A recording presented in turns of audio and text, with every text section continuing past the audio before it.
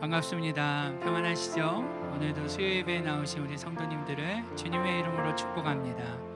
오늘도 같이 기도하며 나아가길 원하는데요, 같이 기도하실 때 하나님 오늘 우리의 예배 동안에 이 예배 시간 가운데 우리에게 성령의 충만함을 허락해 달라고, 그러한 시간이 되게 해달라고 우리 같이 한번 기도하며 나아가겠습니다.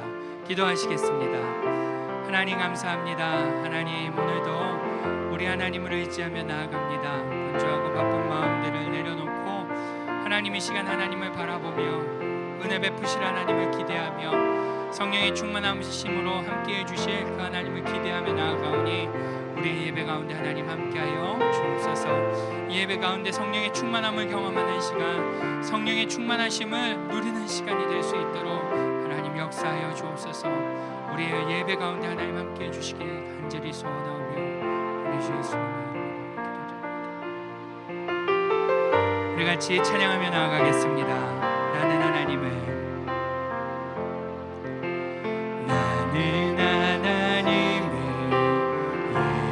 예배하는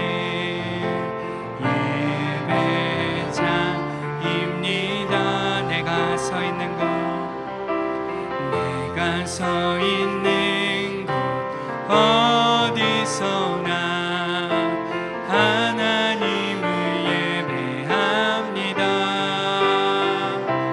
내 영혼 거룩한 은혜를 향하여 내 마음 완전한 하나님 향하여 이곳에서 바로 이 시간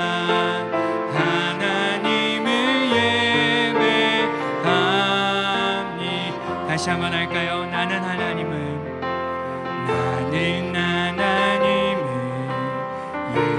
예배하는 예배자입니다. 내가 서 있는 곳 어디서나 하나님을 예배합니다. 내 영혼 거룩한 내 영혼 거룩한 은혜를 향하여 내 마음 완전한 하나님 향하여 이곳에서 바로 이 시간 하나님을 예배합니다. 내 영혼 거룩한 내 영혼 은혜를 향하여 내 마음 완전한 하나님 향하여 이곳에서 바로 이 시간 하나님을 예배합니다. 아멘. 이 시간 우리가 드리는 예배를 하나님께서 기뻐 받으실 줄 믿습니다. 아멘. 우리 힘차게 박수하면서 찬양하겠습니다. 우리 큰 목소리로 계신 곳에서 힘차게 찬양하죠. 슬픈 마음 있는 사람 예수 이름 믿으며 영원토록 변함없는 기쁜 마음 얻으리. 예수의 이름은 세상의 소망이요 예수의 이름은 천국의 기쁨의 거룩하신 주의 이름 너의 방패 삼으라. 환난 시험 당할 때에 주께 기도드려라. 예수의 이름은 세상의 소망이요 예수의 이름은 천국의 기쁨에 존귀하신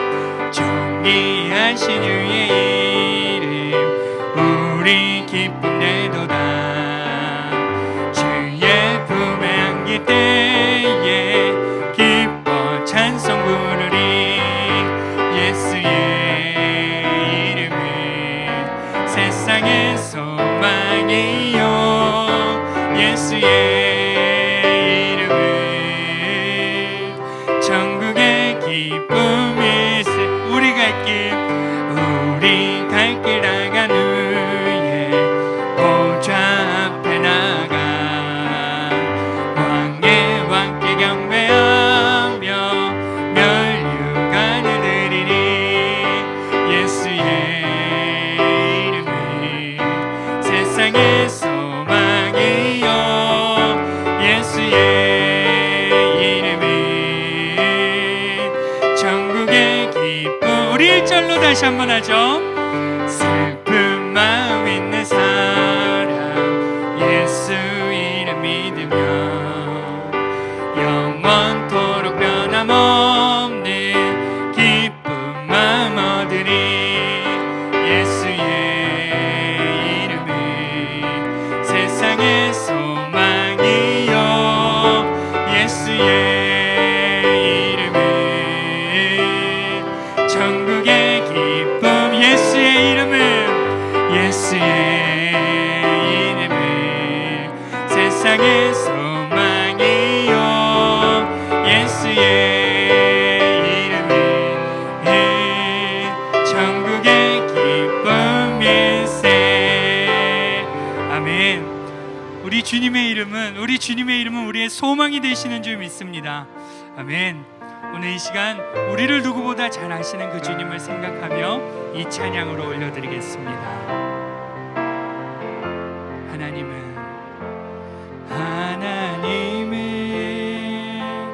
너를 만드신 분, 너를 가장 많이 알고 계시며 하나님은 너를 만드신 분, 너를 가장 깊이 이해하신단다. 하나님은 너를 지키시는 분, 너를 절대 포기하지 않으며 하나님은 너를 지키시는 분, 너를 쉬지 않고 지켜보신단다. 그의 생각 셀 수 없고 그의 자비 무궁하며 그의 성실 날마다 새롭고 그의 사랑 끝이 없단다. 하나님은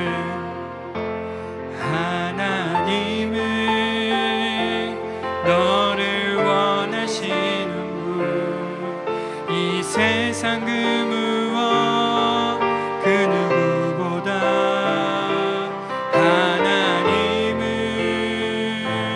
너를 원하시는 분, 너와 같이 있고 싶어 하신단다. 하나님은 너를 인도하는 분, 광야에서도 폭풍 중에도 하나님은 너를 인도하는 분, 푸른 초장으로 인도하신 그의 생각 셀 수 없고 그의 자비 무궁하며 그의 성실 날마다 새롭고 그의 사랑 끝이 없단. 그의 생각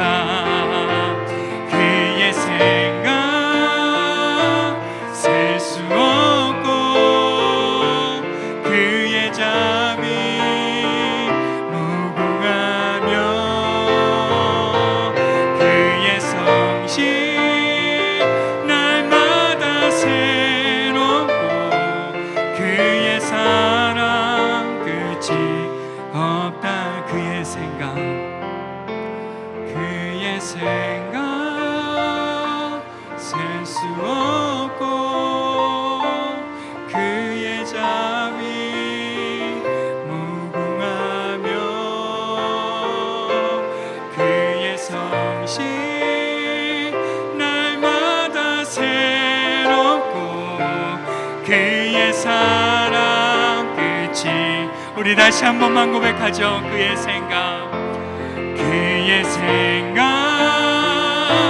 셀 수 없고 그의 자비 무궁하며 그의 성실 날마다 새롭고 그의 사랑 끝이 없단다. 우리 같이 한번 기도하겠습니다. 기도할 때 하나님 맞습니다.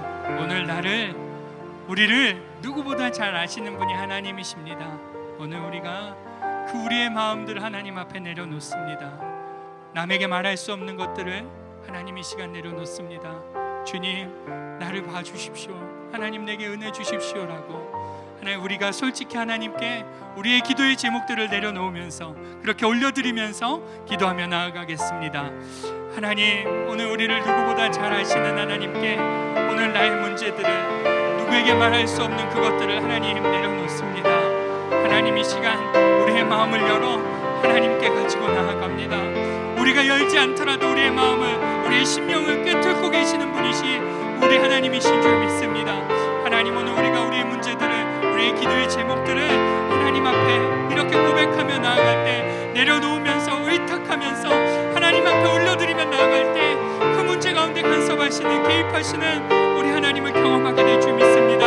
하나님 오늘 우리가 숨기려 하는 마음들 감추려 하는 마음들을 그러한 모습들을 그러한 자세들을 내려놓고 하나님 앞에 솔직함으로 내려놓음으로 하나님 앞에 나아감으로 하나님 그 문제의 해결을 받을 수 있는 이 시간 되게 하여 주옵소서. 하나님 우리를 누르고 있는 여러 가지 무거운 짐들이 있습니까? 하나님 이 시간 내려놓기를 원하오니 하나님 주님 무거운 짐짓자 다 내게로 오라 내가 너희를 쉬게 하겠다 하시는 그 하나님을 신뢰하며 나아가오니 주님 이 시간 우리와 함께하여 주옵소서. 우리를 긍휼히 여겨 주옵소서. 우리를 불쌍히 여겨 주옵소서.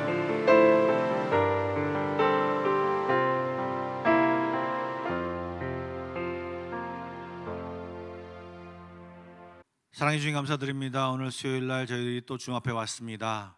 말씀을 들으며 찬양을 하며 기도하는 이 순간에 하나님 마음을 받는 귀한 시간이 되게 하여 주시고 쓰러져 있는 저희들이 또 굳어져 있는 저희들이 다른 곳을 바라보고 있는 저희들이 주님을 바라보며 새 힘을 얻는 시간이 되게 하여 주시고 주님께로 더 가까이 가는 저희들 될 수 있도록 주님 인도하여 주옵소서. 오늘도 주님을 기대합니다. 성령님 함께하여 주시옵소서. 예수님의 이름으로 기도드리옵나이다. 아멘. 오늘 우리에게 주신 하나님의 말씀은 열왕기상 11장 1절부터 13절의 말씀입니다. 구약성경 531쪽입니다. 열왕기상 11장 1절부터 13절의 말씀을 제가 봉독하겠습니다. 솔로몬 왕이 바로의 딸 외에 이방의 많은 여인을 사랑하였으니 곧 모압과 암몬과 에돔과 시돈과 헷 여인이라. 여호와께서 일찍이 이 여러 백성에 대하여 이스라엘 자손에게 말씀하시기를 너희는 그들과 서로 통혼하지 말며 그들도 너희와 서로 통혼하게 하지 말라. 그들이 반드시 너희 마음을 돌려 그들의 신들을 따르게 하리라 하셨으나 솔로몬이 그들을 사랑하였더라. 왕은 후궁이 700명이요 첩이 300명이라. 그의 여인들이 왕의 마음을 돌아서게 하였더라. 솔로몬의 나이가 많을 때 그의 여인들이 그의 마음을 돌려 다른 신들을 따르게 하였으므로 왕의 마음이 그 아버지 다윗의 마음과 같지 아니하여 그의 하나님 여호와 앞에 온전하지 못하였으니 이는 시돈 사람의 여신 아스라소를 따르고 암몬 사람의 가증한 밀곰을 따름이라. 솔로몬이 여호와의 눈앞에서 악을 행하여 그의 아버지 다윗이 여호와를 온전히 따름같이 따르지 아니하고 모압의 가증한 그모스를 위하여 예루살렘 앞산에 산당을 지었고 또 암몬 자손의 가증한 몰록을 위하여 그와 같이 하였으며 그가 또 그의 이방 여인들을 위하여 다 그와 같이 한지라. 그들이 자기의 신들에게 분향하며 제사하였더라. 솔로몬이 마음을 돌려 이스라엘의 하나님 여호와를 떠남으로 여호와께서 그에게 진노하시니라.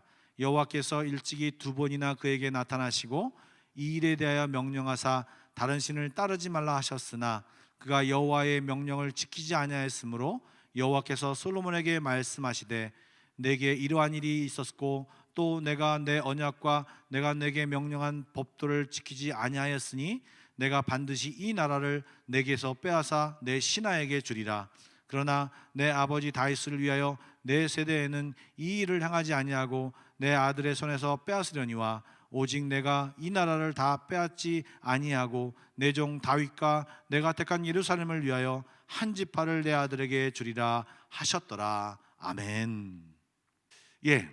수요일 날에는요 저희가 삶에 밀접한 감정이나 또 내용들을 주제로 이야기하고 있는데요, 그동안 감정에 대해서 굉장히 많이 살펴보았습니다.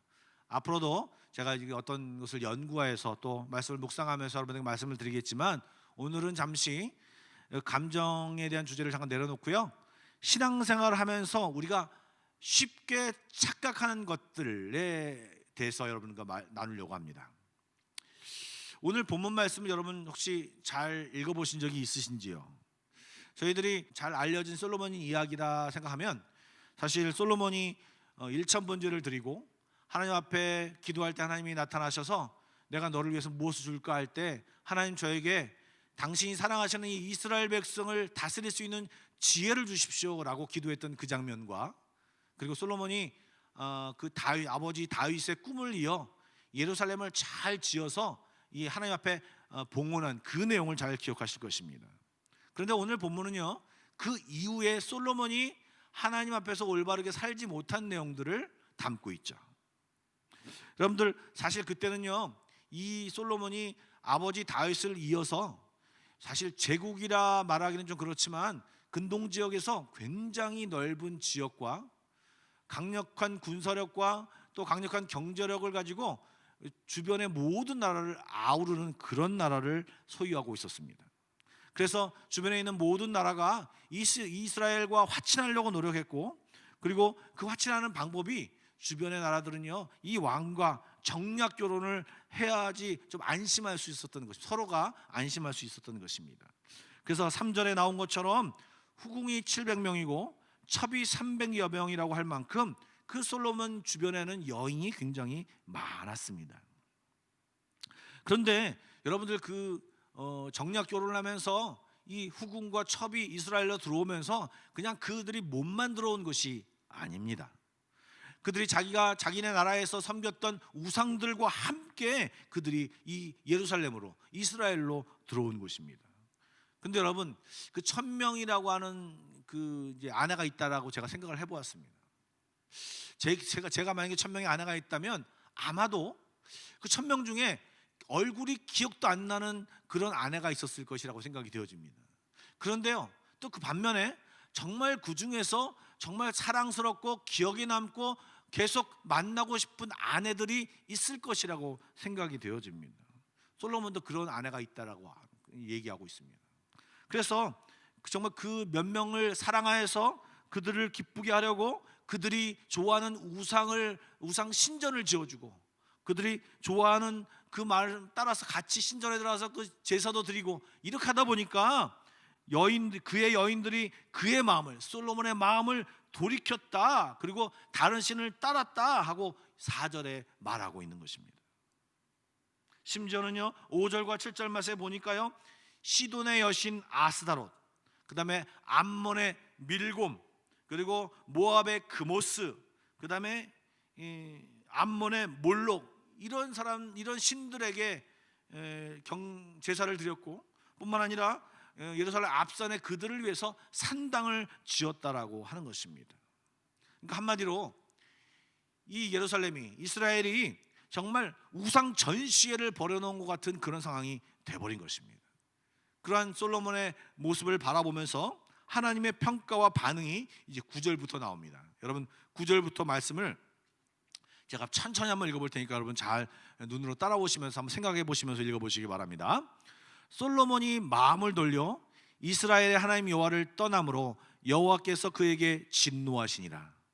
여호와께서 일찍이 2번이나 그에게 나타나시고 이 일에 대하여 명령하사 다른 신을 따르지 말라 하셨으나 그가 여호와의 명령을 지키지 않았으므로 여호와께서 솔로몬에게 말씀하시되 내게 이러한 일이 있었고 또 내가 내 언약과 내가 내게 명령한 법도를 지키지 아니하였으니 내가 반드시 이 나라를 내게서 빼앗아 내 신하에게, 여로보암이죠 여러분, 내 신하에게 주리라. 그러나 내 아버지 다윗을 위하여 내 세대에는 이 일을 행하지 아니하고 내 아들의 손에서 빼앗으려니와.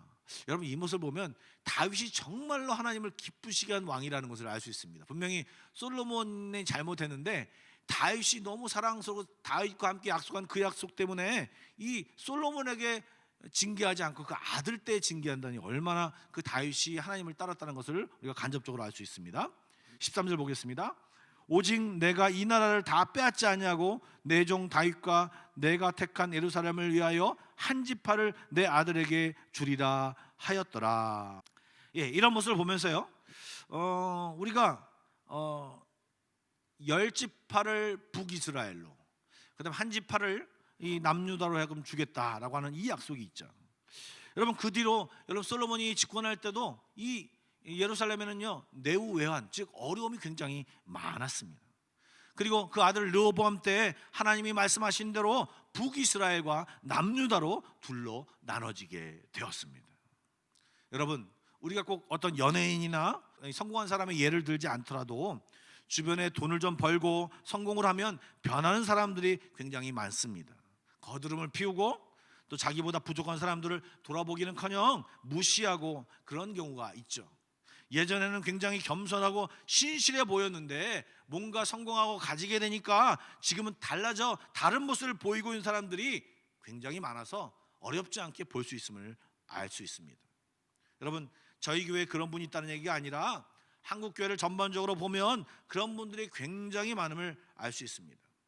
교인들 중에도 있지만 목사님들 중에도 있어서 그동안 존경하며 따랐던 사람들이 굉장히 실망하는 경우도 많이 있습니다. 저도 이 범주 안에, 이 목사님이라고 얘기 나왔으니까 저도 이 범주 안에 분명히 들어갈 것입니다. 즉, 과거의 경험과 지식이 있기에 또 어떤 해놓은 어떤 행적이 있기 때문에 존경을 받고 또 그것으로 인하여 현재를 만들었지만 현재 그 감각이, 하나님을 향한 믿음이, 하나님을 향한 마음이 무뎌져 가지고 있는데 본인은 잘 모르고 있는 것입니다. 습관이 남아있고 여전히 예배하고 기도하니까 자기는 괜찮겠지라고 하는 그 생각으로 그냥 자기의 무뎌짐을 모르는 상태로 있는 것입니다. 이런 사람들의 특징이 무엇입니까? 현재 받은 은혜, 현재 받은 어떤 하나님이 내게 행하신 그런 간증을 얘기하기보다는요, 과거의 업적, 그다음에 과거에 받은 은혜 받은 이야기, 과거의 자랑, 받은 축복의 이야기를 하느라 정신이 없습니다. 여러분, 요즘 젊은 사람들이 싫어하는 단어가 무엇입니까? 라떼는, 라떼, 이런 얘기 싫어하죠. 그리고 요즘 유행하는 단어가 있는데 설교에 적합할지 모르겠습니다. 꼰대라는 단어가 있습니다. 여러분요, 이 사람들은 뭐냐면 과거에 얽매여서 과거에 어떤 내가 해놨던 이야기를 얘기하면서 그것을 현재 요구하는 것입니다. 지금은 그 자기도 그렇게 행하지 아니하고 그렇게 느끼지 아니하는데 과거의 생각으로 자기는 행하지 않으면서 다른 사람한테 그렇게 요구하고 있는 것이 있습니다. 여러분, 이 지금 솔로몬 왕을 보십시오.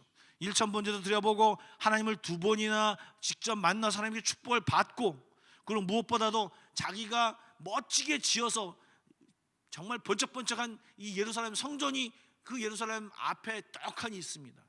그것을 바라보면서 정말 자기의 업적처럼 맨날 그것을 보면서 느껴지지 않겠습니까? 그러니 현재 내가 지금 무엇을 하고 있는지, 내가 하나님 앞에서 떠나 살고 있는지 이것을 체크하지 아니하고 그냥 지날 때가 많은 것입니다. 나는 괜찮아, 나는 잘했어, 나는 정말 괜찮은 왕이야, 이런 생각으로 있다 보니까 지금 하나님 앞에 떠나 있음을 자기가 체크하지 못한다라고 하는 것입니다. 여러분, 이런 분들은요 대부분 연세가 있습니다.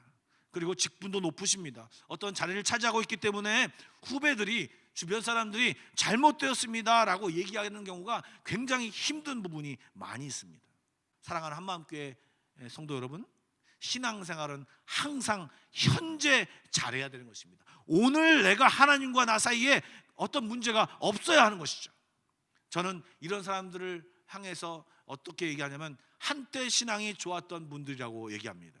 그런 분들의 신앙이 구원받지 못할 신앙이라고 제가 감히 얘기할 수 없습니다. 그러나 분명히 제가 얘기할 수 있는 것은요, 현재 그분들의 신앙은 좋지 않다, 좋지 않은 상태에 있다라고 이야기할 수 있는 것입니다. 아무리 그분이 큰 교회 목사님이라고 할지라도, 또 어떤 신앙적인 경력이 아무리 화려한 엄청난 신앙적인 경력을 가지고 있다고 할지라도 현재 그렇게 신앙을 유지하고 그런 신앙을 가지고 있다라고 하는 것은 착각입니다.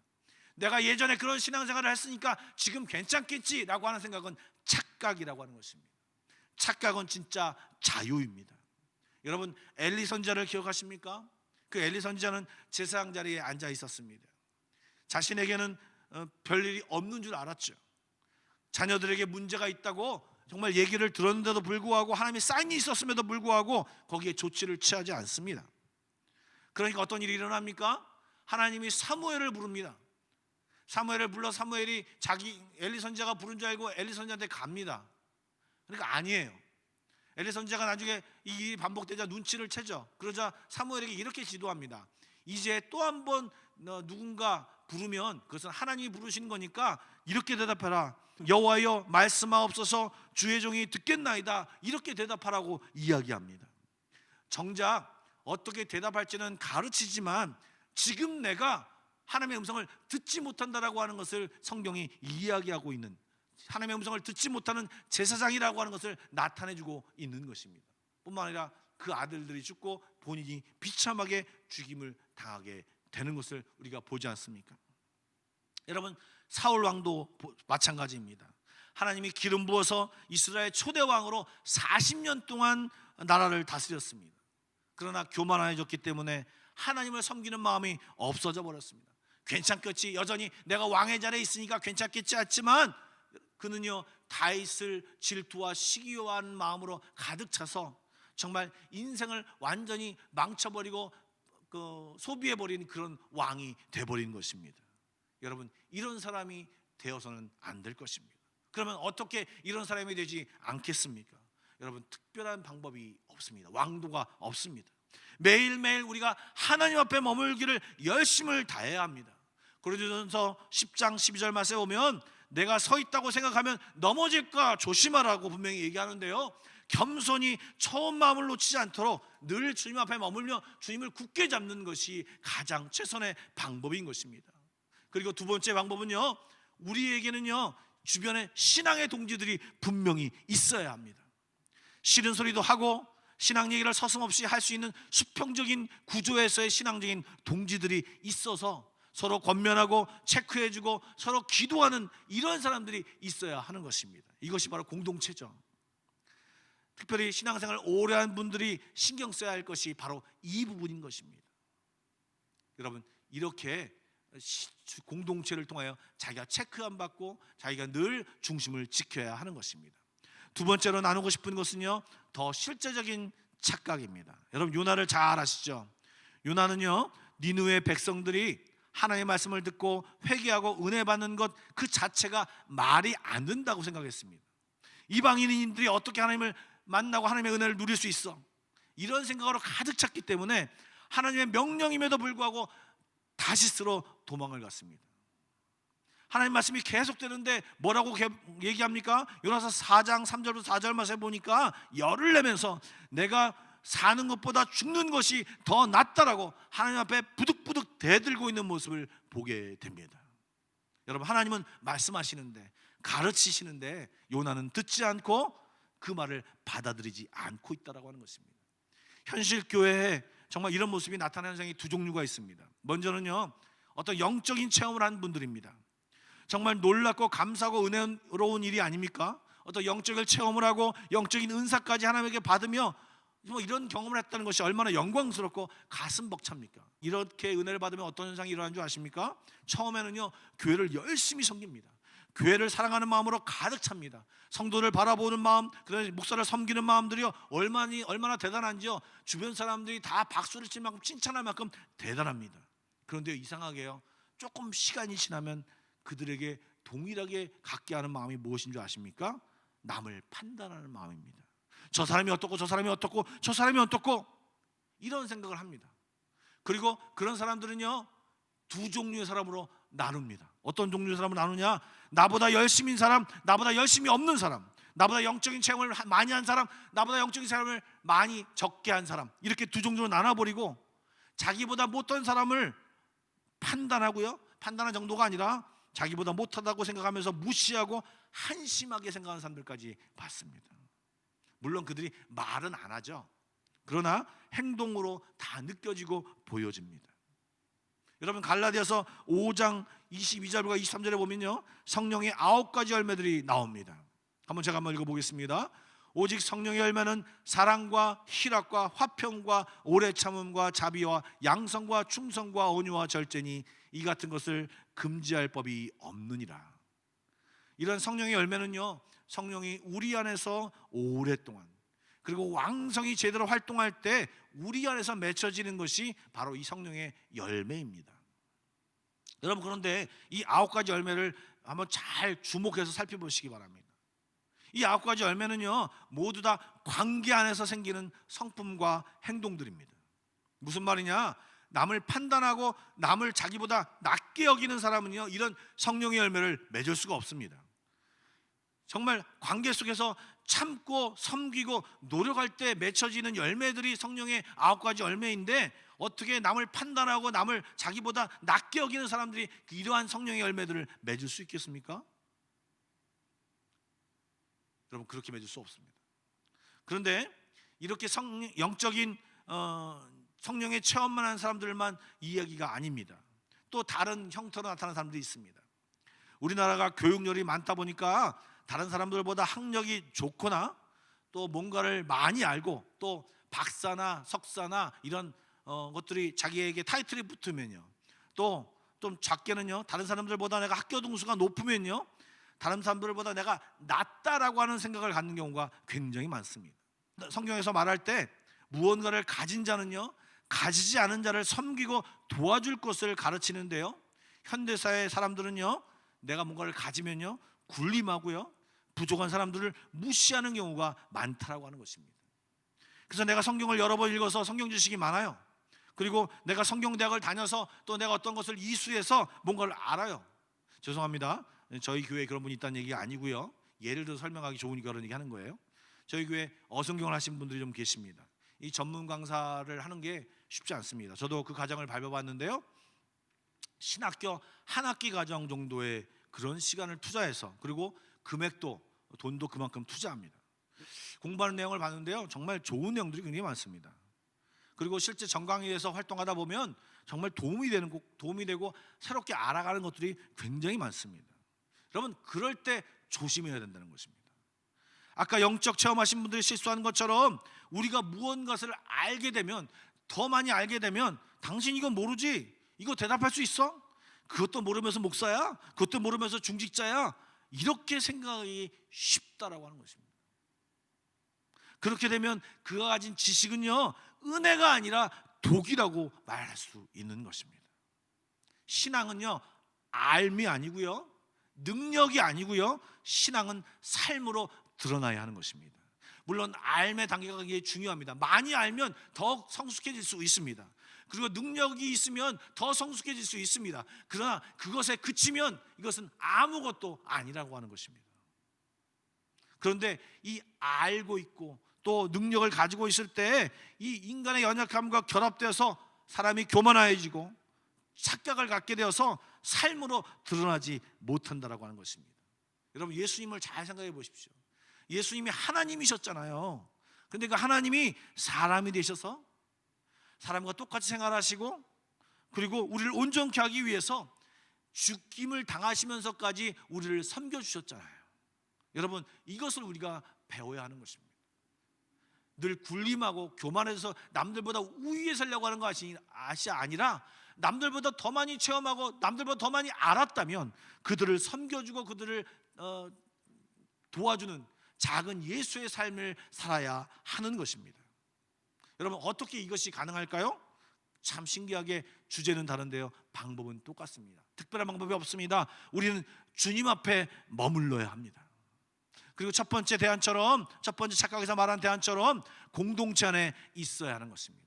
섬기고 함께하고 서로 신앙적으로 부모의 역할, 삼촌의 역할, 친구의 역할을 하고 영적인 가족이 되면요, 그 교만함도 무너지고 사랑으로 무너지고, 그리고 공동체 하나 녹아지면서 서로 하나가 되면 이러한 착각은 자연적으로 없어지게 되는 것입니다. 마지막으로 한 가지만 더 말씀드리도록 하겠습니다.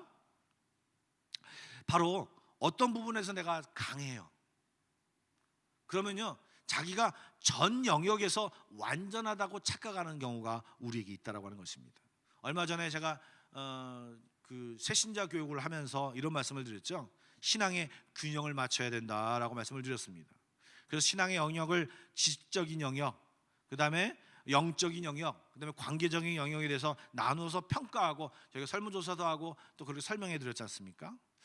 상식적인 이야기지만 어떤 분이 영적인 부분이 강한 분이 있는데, 이 부분이 지적인 부분도 관계적인 부분까지 잘하는 경우는요, 거의 없다고 봐야 됩니다. 물론 우리가 균형을 맞추도록 서로 균형적인 발전을 이루도록 노력하지만 예수님처럼 절대 균형을 맞춰서 이렇게 맞출 수는 없는 부분입니다. 좀 더 쉽게 말하면요, 누구나 다 약점이 있다는 것을 알 수 있습니다. 여러분, 삼손의 약점은 무엇입니까? 여자였습니다. 그 약점 때문에 눈이 뽑혀야 했습니다. 여러분, 다윗의 경우도 물론 밧세바 사건 때문에 여자에게 약점이 있다라고 생각할 수 있지만, 저는요, 이 다윗의 약점은 어디에 있냐면 바로 자녀 교육에 있다고 생각합니다. 본인이 막내로서 이세에게 또 형제들에게 정말 존재 가치의 어떤 그런 취급을 당하지 못했기 때문에 그래서 그런지 몰라도 이 다윗도 자녀 교육을 굉장히 잘 못했습니다. 그래서 그 압살롬이 반란을 일으키게 된 계기도 보면 사실은 다윗이 잘못한 부분도 굉장히 많습니다. 여러분, 선지자 엘리야는 어떻습니까? 갈멜산에서 850대 1, 아세라와 그다음에 그 바알 선지자들과 함께 850대 1로 싸워서 이겼지 않습니까? 얼마나 대담하고 정말 놀라운 믿음을 보여준 그 엘리야 아닙니까? 그런데 여러분, 이세벨의 그 권위 있는 한 말, 저놈을 내가 죽여버리고 말 거야 라고 하는 그 말에, 그 권위에 눌려서 광야로 도망갔습니다.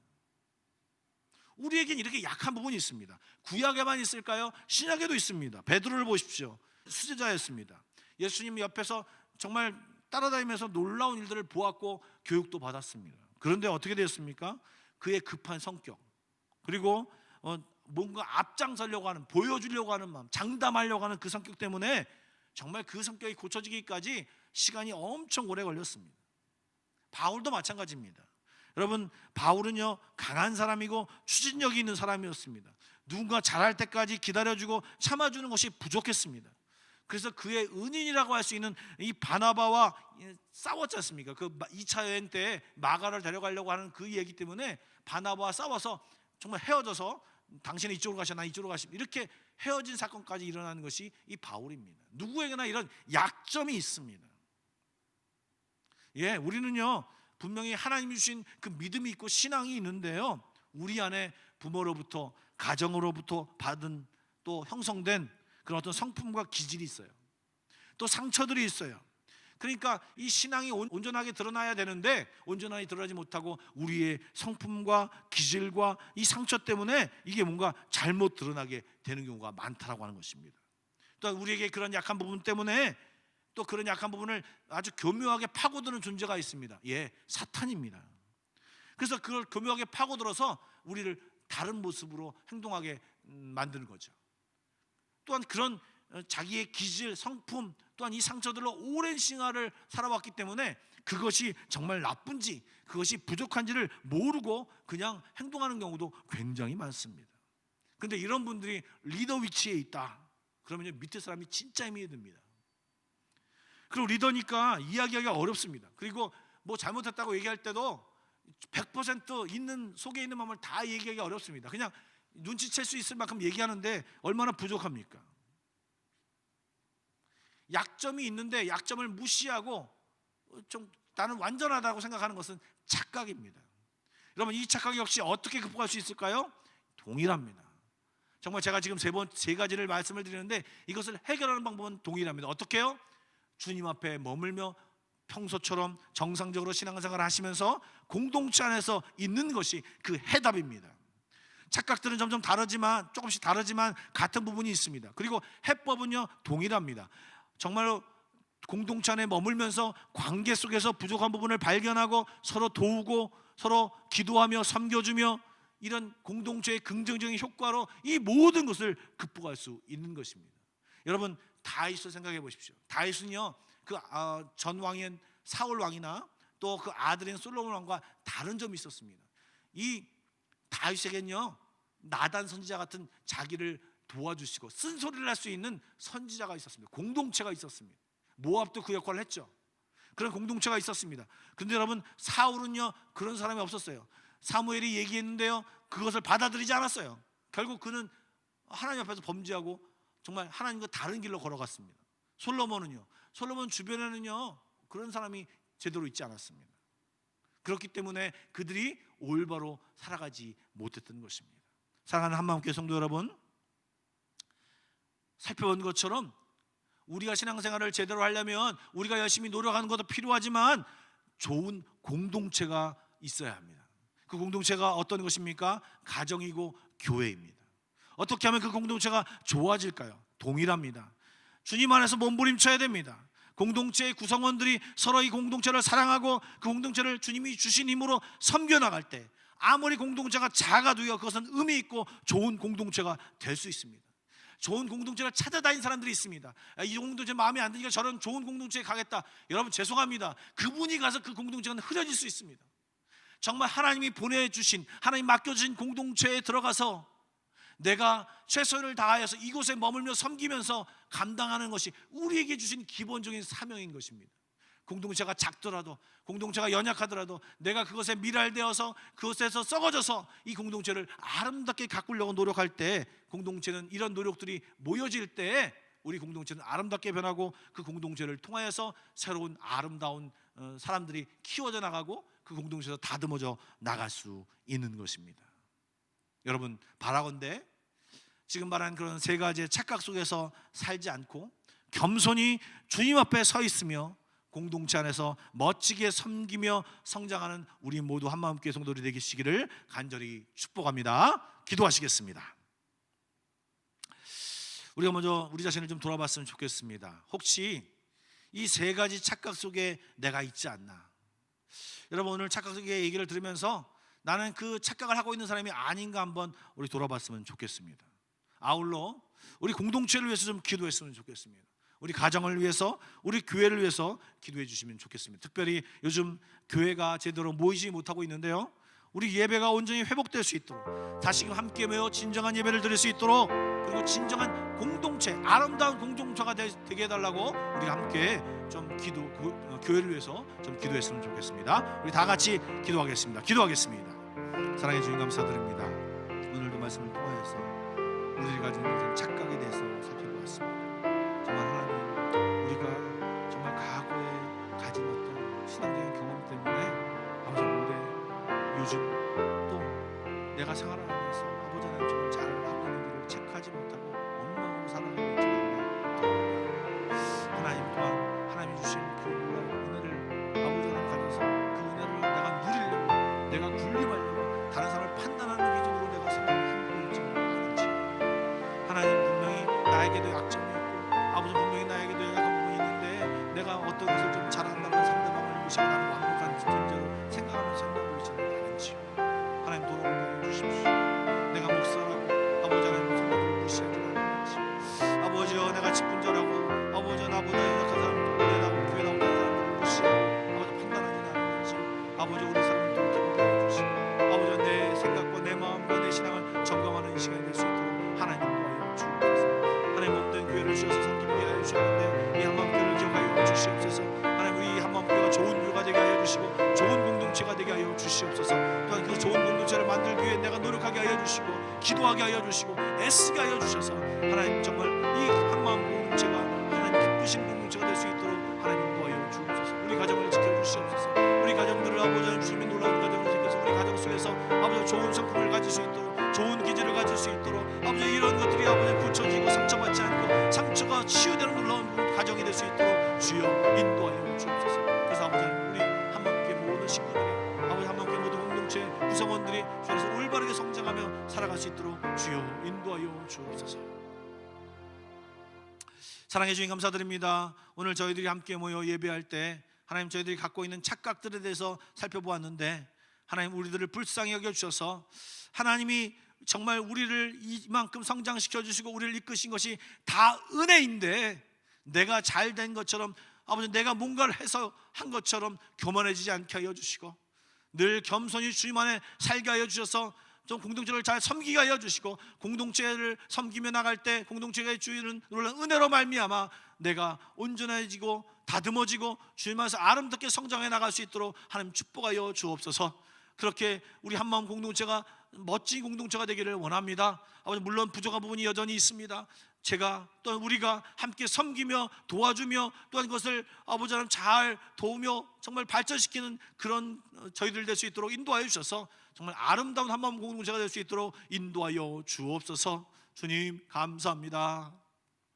이제는 우리 예수 그리스도의 은혜와 하나님 아버지의 놀라우신 사랑하심과 성령님의 고통하심과 인도하심이 오늘도 우리 마음 가운데 착각 속에 있지 않고 겸손하게 주님 주시는 힘으로 공동체를 섬기며 아름다운 공동체를 만들어가기를 다짐하는 모든 성도들 머리 위에, 그의 가정과 직장 위에, 또한 앞날 위에 지금부터 영원까지 함께 하시기를 간절히 축원하옵나이다. 아멘.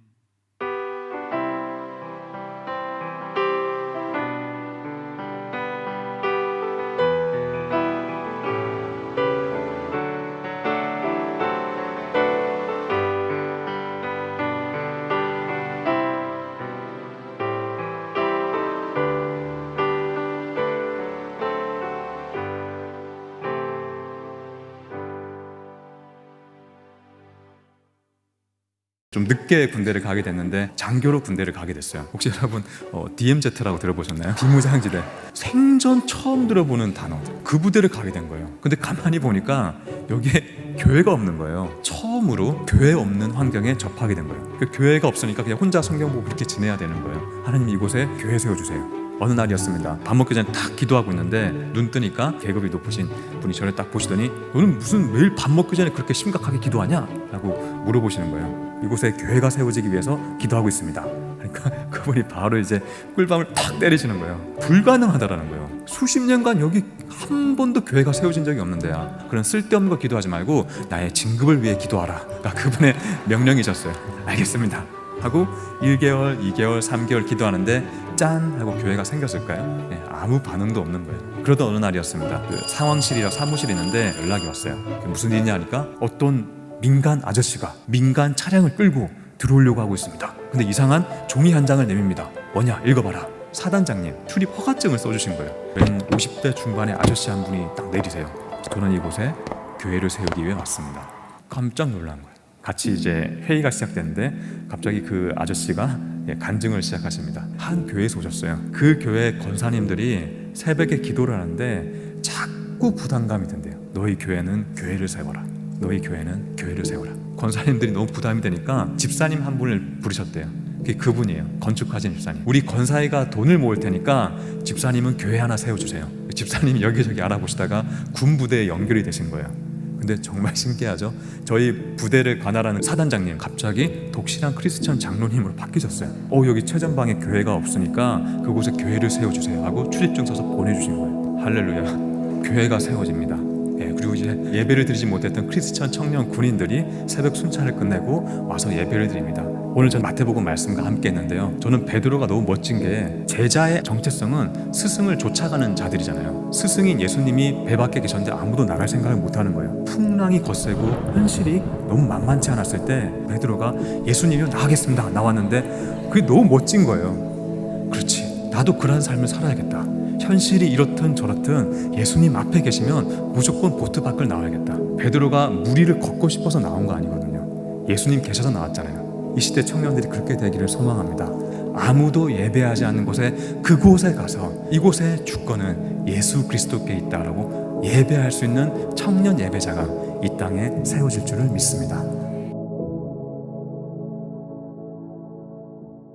어느 날 강의가 다 끝나고 밤 11시쯤 피곤한 몸으로 이끌고 이제 문을 열고 들어가려고 하는데 문을 열자마자 갑자기 바퀴벌레 한 마리가 쑥 들어가더라고요. 마치 기다렸다는 듯이 손가락보다 큰 바퀴벌레가 들어가는데 침대 밑으로 들어가더라고요. 그럼 잠을 못 자겠더라고요.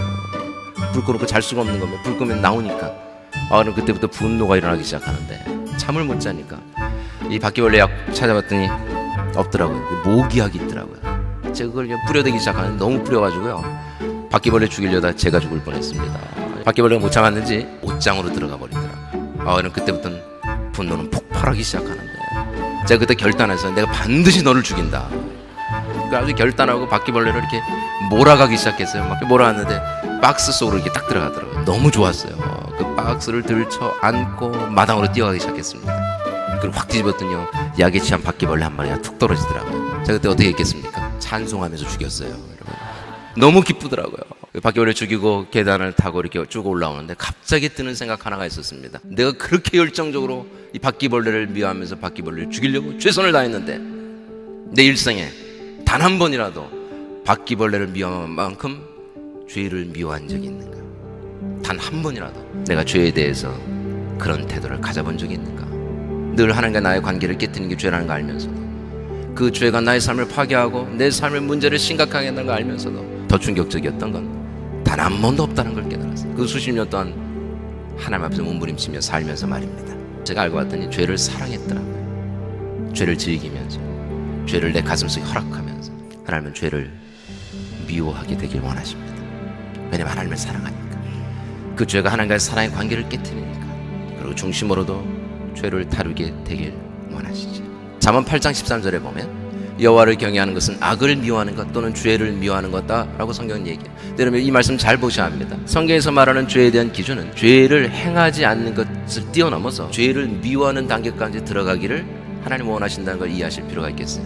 하나님께서 원하시는 기준은 뭡니까? 죄를 안 지는 것뿐만 아니라 내 마음으로도 그 죄를 싸우게 되기를 원하시죠. 우리가 마음으로부터 죄에 대한 올바른 태도를 갖지 않으면 여러분의 마음에 품고 있던 모든 것들은 결과로 나타나기 때문에 여러분 생각이 결과를 낳는다는 걸 여러분 아시죠? 여러분 죄는 더 이상 스스로 우리 가운데 권위를 가질 수 없습니다. 죄로부터 우리가 자유케 되기 때문에 그렇죠. 죄가 권위를 가질 수 있는 유일한 방법은 우리가 죄에게 권위를 허락할 때만 죄가 권위를 가질 수 있어요. 우리가 날마다 죄에게 권위를 허락하면 그 권위는 어떤 땐 강력하게 내 삶을 이끌어갈 수 있습니다. 반대로 죄에 대한 권위가 아니라 성령께 권위를 허락하십시오. 내 안엔 죄의 욕구도 있지만 내 안에 성령의 거룩한 욕구도 함께 동시에 존재한다는 걸 이해하실 필요가 있겠어요. 여러분 마음으로도 죄를 싸운다는 건 나의 죄의 욕구가 아니라 성령의 욕구 가운데 끊임없이 나를 드리는 삶을 사는 걸 의미합니다. 그럴 때 성령께서 거룩한 삶으로 나를 이끄시는 것 경험하게 되실 겁니다.